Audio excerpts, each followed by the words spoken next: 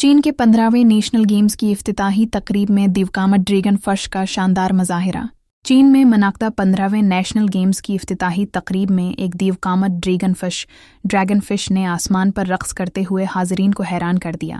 یہ منظر ایک جدید میکینیکل ڈھانچے اور AR پروجیکشن ٹیکنالوجی کے امتزاج سے تخلیق کیا گیا، جس نے تقریب کو جادوئی رنگوں سے بھر دیا۔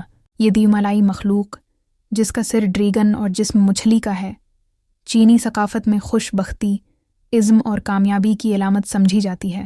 یہ تصور carp leaping over the dragon gate کی قدیم کہانی سے متاثر ہے، جو تبدیلی اور استقامت کی تمثیل ہے۔ تقریب کے دوران آسمان میں 30 میٹر چوڑی یہ مشین موسیقی اور روشنی کے حسین امتزاج کے ساتھ جدت اور ثقافتی ورثے کا ایک دلکش امتزاج پیش کر رہی تھی۔ چینی ذرائع ابلاغ نے اسے روایات اور جدید ٹیکنالوجی کا بہترین سنگم قرار دیا ہے۔ پیارے سامعین و ناظرین، چین کا یہ مظاہرہ ہمیں یہ سکھاتا ہے کہ قومیں جب اپنے ماضی کی ثقافت کو جدید سائنس سے جوڑتی ہیں تو تخلیقی اظہار کی نئی دنیایں جنم لیتی ہیں۔ یہ صرف ایک تقریب نہیں بلکہ عزم، جدت اور ثقافتی شناخت کا مظہر ہے۔